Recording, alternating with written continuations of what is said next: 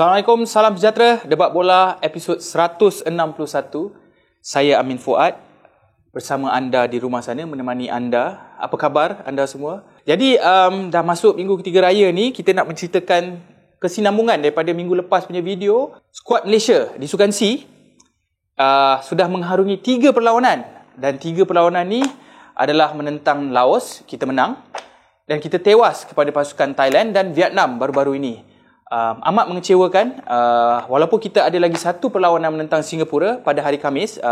Hari ini recording adalah pada hari Rabu, maknanya mereka akan melawan Singapura pada hari esok, Khamis. Tapi perlawanan itu tidak memberi makna yang besar kerana kekalahan kepada Vietnam membuatkan kita tidak akan layak ke saingan separuh akhir Sukan C pada edisi kali ini. Kalau kita tengok rekod skuad Elevarasen ni mengulangi episod tahun 2019 di Manila, di mana kita tersingkir di peringkat kumpulan juga, tidak layak ke separuh akhir, pulang awal, dan tahun lepas ataupun edisi yang sebelum ni kita mendapat tempat keempat. Dan kali terakhir kita menang pingat emas adalah tahun 2011 dan sebelum itu tahun 2009.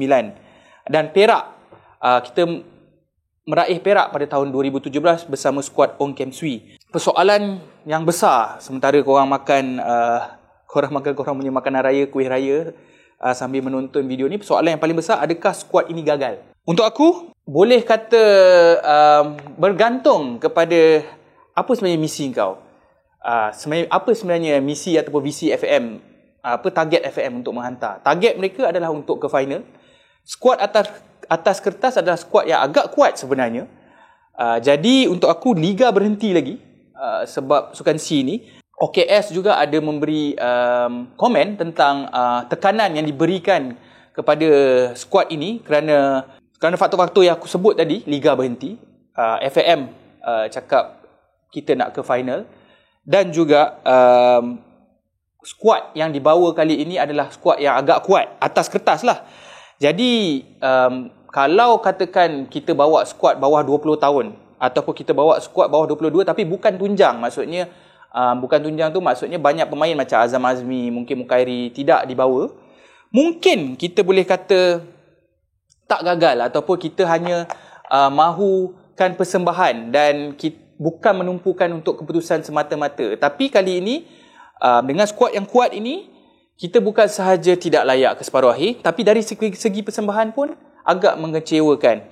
Jadi aku pun tak berapa pasti apa yang telah dicapai. Walaupun kita ada lagi satu perlawanan, expectation aku, kalau kau bawa skuad macam ni, sepatutnya kita patut layak sekurang-kurangnya ke separuh akhir. Walaupun grup kita ataupun kumpulan kita adalah kumpulan maut, menentang pasukan Vietnam dan juga Thailand. Tapi bukan setakat kita dapat keputusan, permainan juga aku tak berapa nampak apa falsafah yang kita nak bawa dari segi permainan. Jadi kalau awal-awal tu nak cakap nak bawa untuk pendadahan ataupun skuad yang kita bawa ni skuad muda, mungkin aku boleh terima. Tapi dengan alasan ataupun faktor-faktor yang aku telah sebutkan tadi, aku anggap skuad ni nak kata proses. Ada orang cakap proses, tapi bagi aku gagal lah untuk edisi pada kali ini. Jadi dari segi persembahan pula, kita cerita pasal dari segi persembahan, sebab hari itu menentang Laos kan. Okey, menentang Laos kita bermain formasi 3-4-3. Okey, di mana Azam dan Ubay termasuk Haris Haikal bermain 3 di belakang, Ruben Tiren kiri sebagai wingback dan juga Safwan sebagai right wingback. 3 di depan adalah Daryl, Izwan dan juga Hakimi. Di tengah adalah Aiman Afif dan juga Mukairi. Dekat sini adalah perlawanan pertama menentang Laos. Bila kita bertahan, kita akan jadi compact 5 di belakang. Maksudnya wingback tu akan masuk ke dalam.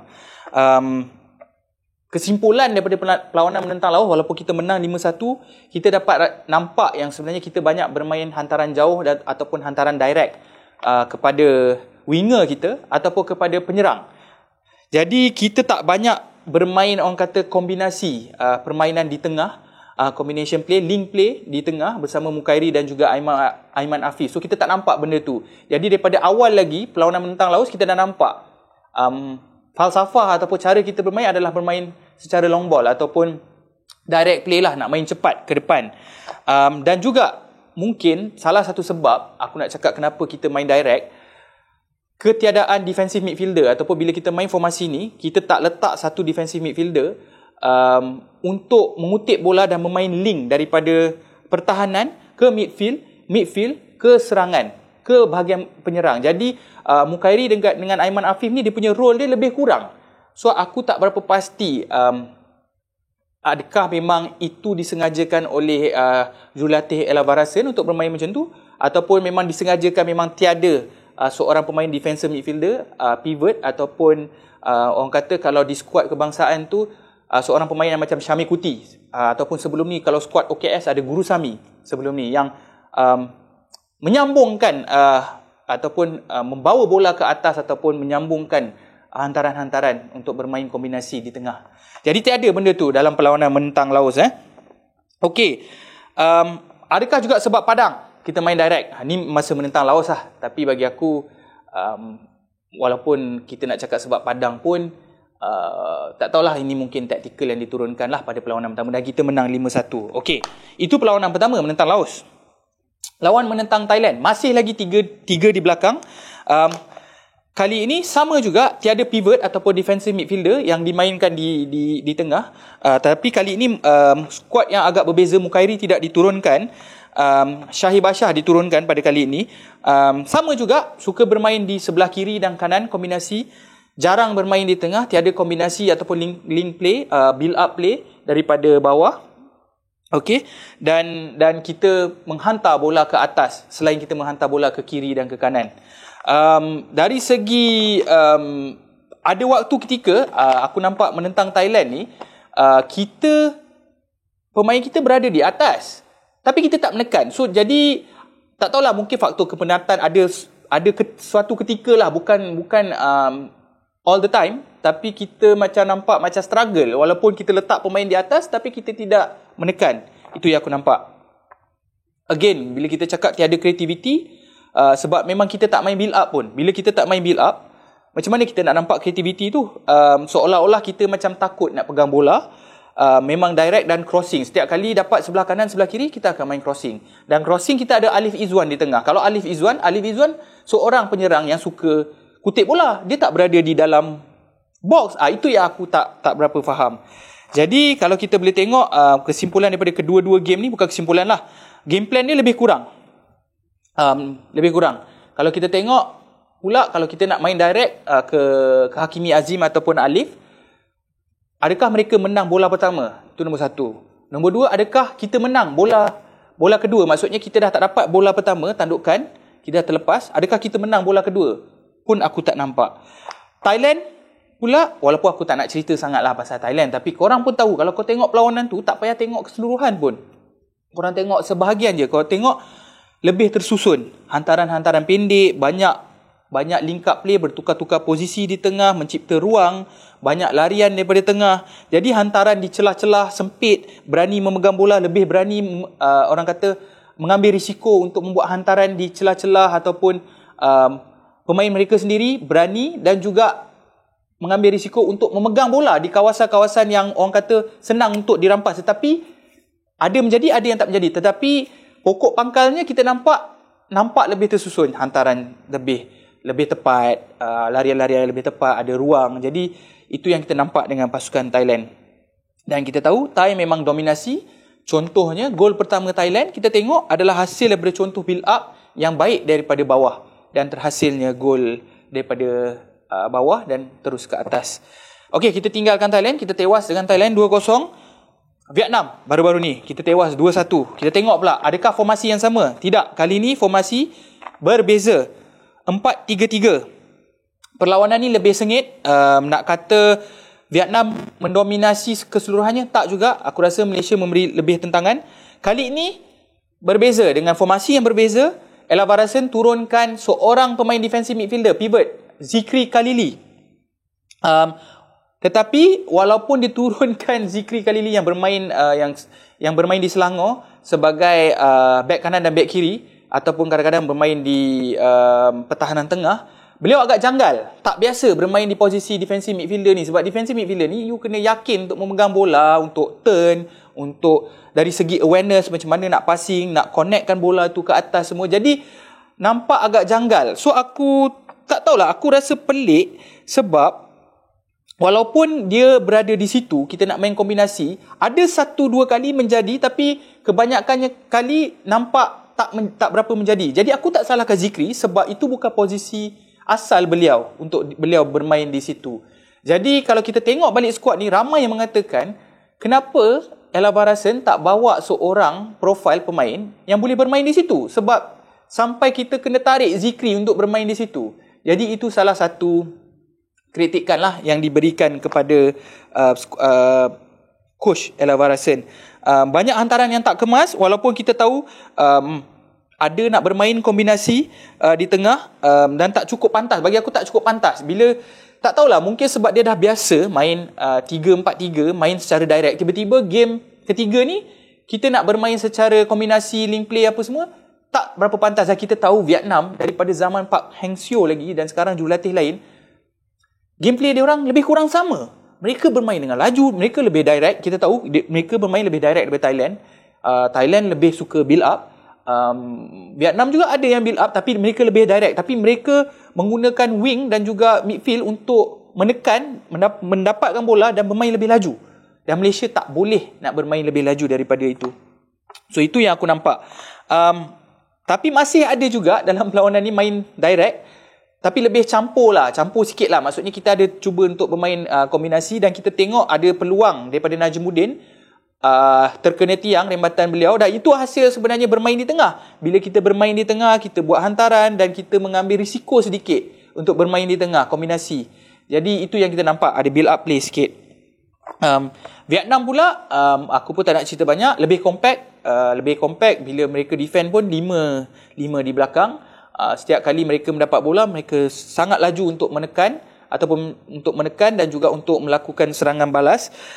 Jadi benda ni tak tahulah daripada zaman bila kali terakhir kita menang lawan tim pasukan Vietnam yang bermain seperti ini.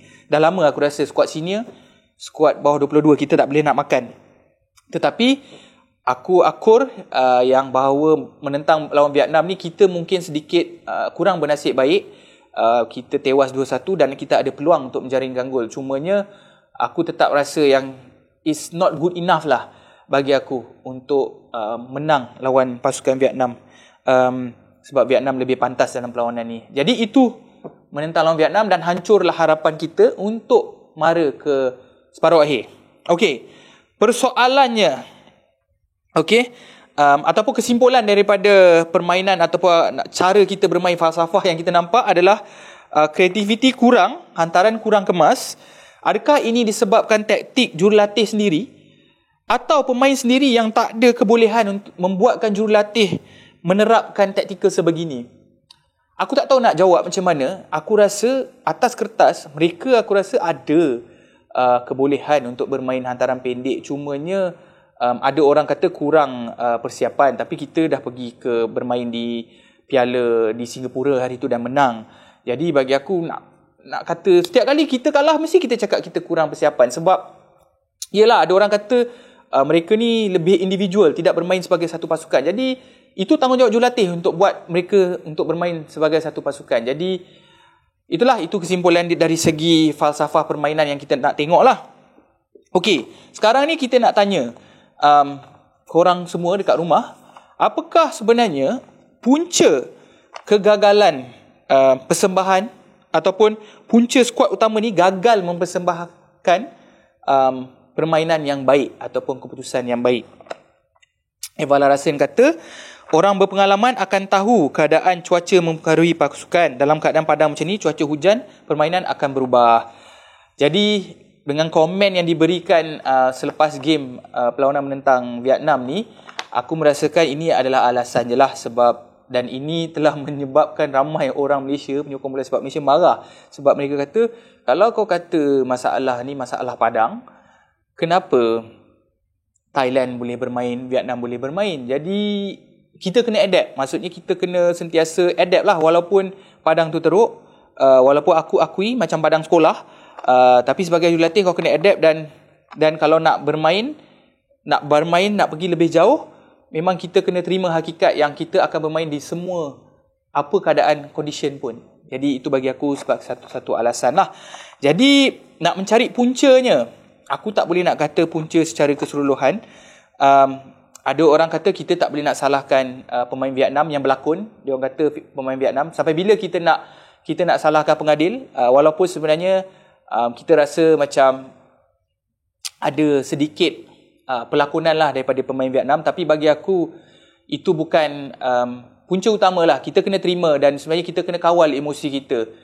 Safwan Mazlan tak sepatutnya buat macam tu dan dilayangkan, dan Najmuddin juga tak sepatutnya menerjah dari belakang kalau dah tahu beliau mempunyai kad kuning sewaktu itu. Okey, itu satu. Maksudnya kita kena kawal emosi kita lah walaupun dengan 2 kad merah. Dari segi orang kata kurang kreativiti. Ni kita cakap pasal pemain lah, kurang kreativiti. Kita kena lahirkan pemain yang bijak. Okey. Bercakap pasal pemain yang bijak, ini bigger picture lah. Kita nak melahirkan pemain yang bijak untuk sekarang ni dah terlambat lah. Kita kena bermula daripada awal lagi lah. Kita kena ingat tau, untuk melahirkan pemain yang bijak, kita kena ada jurulatih yang bijak. Kita kena ada administrator yang bijak. Kita kena ada operator yang bijak. Kita kena ada jurulatih yang bijak. Kita kena ada guru-guru yang bijak. Jadi, dia tak jadi, pemain tu, dia tak jadi bijak terus kalau kita tak mempunyai satu support system yang mempunyai kebijaksanaan. Bukanlah aku nak kata apa yang kita ada sekarang ni kurang bijak. Tetapi, untuk moving forward, kita kena, kalau you nak pemain yang bijak, yang thinking players ni lah orang kata, kita kena ada support system yang strong, yang mempunyai thinking, orang kata berfikir secara mendalam. Orang kata deep thinkers, bukanlah deep thinkers, tapi seorang yang ada kreativiti juga, kan? Seorang yang mempunyai kreativiti untuk menjadikan pemain itu thinking players, pemain yang bijak. Okey, itu satu faktor lagi. Kesinambungan permainan. Okey, sewaktu Ella Varasen dilantik, kita ingat sebab dia datang daripada skuad senior bersama jurulatih Kim Panggon. Kita ingat kesinambungan ni akan sambung. Maksudnya apa yang diturunkan ilmu kepada Ella Varasen di skuad senior, kita akan nampak di skuad bawah 22 tahun. Okey, kita nampak sebab hari tu masa AFF memang Kim Panggon main secara direct dan agak efektif. Kita sampai ke separuh akhir. Dan kita tewas lah. Tetapi mungkin profil pemain yang dia ada, dia boleh buat macam tu. Tetapi dengan skuad ni dia tak boleh. Tetapi kena ingat, Kim Panggon kalau dia mempunyai set players yang lain ataupun set players untuk Piala Asia nanti, cara permainan beliau berbeza. Kita akan nampak lebih counter pressing, dan aku tak nampak tu dengan pasukan bawah 22 tahun. Jadi aku tak nampak apa kesinambungan yang aku nampak daripada jurulatih Ella Varasen ni sendiri. Dan setahu aku, FAM ni daripada dulu lagi kita memang tahu yang mereka seringkali menumpukan perhatian kepada pasukan skuad utama. Jadi bila kita bercakap pasal pasukan bawah umur, bukan setakat bawah 22 tahun, bawah 20, bawah 19 ataupun bawah 17, FAM tak menumpukan sangat. Mereka hanya menumpukan perhatian kepada skuad senior. Betul, skuad senior tu dah adalah core. Maksudnya skuad senior tu dah yang paling penting sebenarnya. Tapi skuad bawahan ni penting juga sebab mereka lah yang akan naik ke peringkat senior nanti. Jadi itulah yang kita nampak tak ada kesinambungan dekat situlah. Okey, kita nak bercakap pasal coach Ella Varasen. Adakah beliau patut dipersalahkan? Sebab kalau kita tengok dari segi game management lawan Vietnam, ada juga kritikan yang mengatakan beliau dah tahu ada beberapa pemain macam Najmuddin dah dikenakan kad kuning, tapi kenapa tidak dibawa keluar? Itu satulah pasal game management. And then dari segi cara permainan, adakah kita nampak struktur?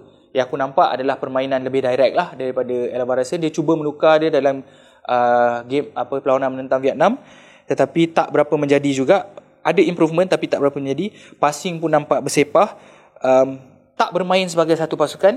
Kita tahu kita mempunyai individual pemain-pemain yang agak baik juga, daripada JDT, Daryl Sham dan juga Najmuddin, daripada Selangor dan juga daripada Terengganu. Tetapi kita tak nampak mereka ni bermain dalam satu pasukan. Adakah formasi atau taktikal ini memang disengajakan ataupun memang itu game plan yang dibawa oleh Ella Varasen? Pasukan nampak kurang serasi. Again, kita nak cakap kurang persiapan, tapi aku tak nak jadikan benda tu alasan lah. Dan a bigger picture yang aku nak cerita dekat sini adalah pembangunan kita. Ni bigger picture lah. Secara keseluruhan, kita nak cerita pasal pembangunan. Tidak cukup baik daripada semua peringkat. Adakah kelab ada yang tak ada lagi pasukan pembangunan? Seperti kita tahu, JDT dah ada akademi apa semua serba lengkap. Selangor aku tak berapa pasti, tapi sehingga bawah 17 memang ada skuad, dan kebanyakan skuad adalah sampai Piala Belia. Tetapi dari segi pembangunan tu kita tahu masih kurang. Dari segi pertandingan bawah umur, kita ada Piala MFL sekarang, Piala Liga Simpanan, Presiden, Belia, dan lepas tu bawah 17 di bawah KPM. Tanya balik, selain Piala MFL yang ditubuhkan, pertandingan Piala Presiden, Piala Belia, peringkat KPM macam mana formatnya? Aku tak berapa pasti formatnya macam mana sekarang, especially Piala KPM bawah 17 di peringkat sekolah.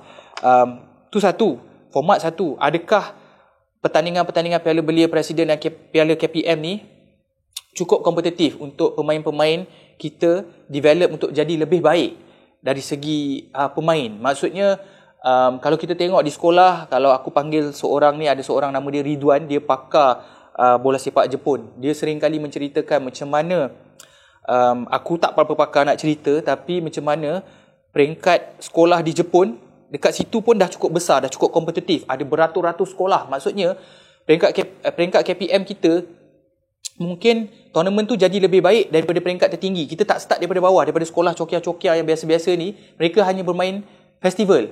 Kenapa kita tak biarkan semua sekolah dalam Malaysia ni bermain secara liga? Sebagai contoh lah. Sebab kita tengok Jepun tu dia bermain secara keseluruhan. Lepas tu kena pergi zone ni, lepas tu naik ni. Dan akhir sekali competition paling besar iaitu peringkat kebangsaan sekolah lah, macam tu lah lebih kurang kan. Adakah cukup kompetitif? Adakah kita cukup participation daripada sekolah bawah-bawahan, maksud sekolah kebangsaan biasa? Adakah mereka bermain secara festival lah? Benda-benda macam tu lah kita nak tahu kan.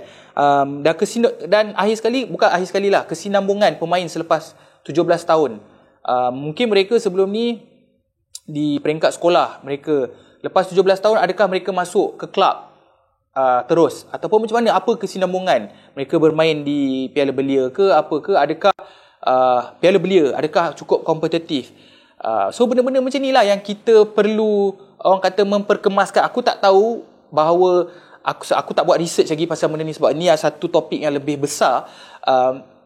Adakah Liga KPM kita mencukupi kompetitif? Adakah Liga Piala Belia, Piala Presiden kita mencukupi? Sebab kita nak tahu kesinambungan pemain-pemain lepas 17 tahun, walaupun bukan daripada AMD, sebab kita tahu AMD adalah group of players yang terbaik di Malaysia. Tetapi macam mana dengan sekolah-sekolah lain di peringkat daerah, peringkat negeri? So kita tak tahu. Sebab kat Malaysia ni, dari segi benda basic lah aku nak cerita.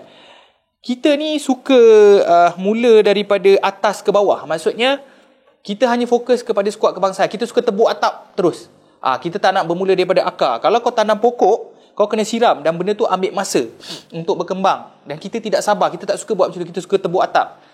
So, itu yang aku nampak lah. Kita suka ambil jalan pintas. Dan akhirnya, bila kita contoh, kalau pemain-pemain bawah 22 tahun ni tidak cukup bagus, dan akhirnya pasukan kebangsaan, apa yang kita buat? Kita ambil jalan pintas. Jalan pintasnya apa? Kita ambil pemain naturalisasi.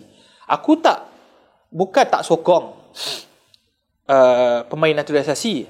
Aku tak ada masalah. Cumanya, kita ambil jalan pintas sebab kita dah ada masalah di peringkat pembangunan, dan jalan pintasnya adalah untuk ambil pemain naturalisasi lah. So, itu patutnya ada balance. Patutnya ada pemain naturalisasi, ada pemain yang bakal naik. Jadi, itu a bigger picture. Lepas tu, ada juga orang cadangkan tentang pemain homegrown. Okey.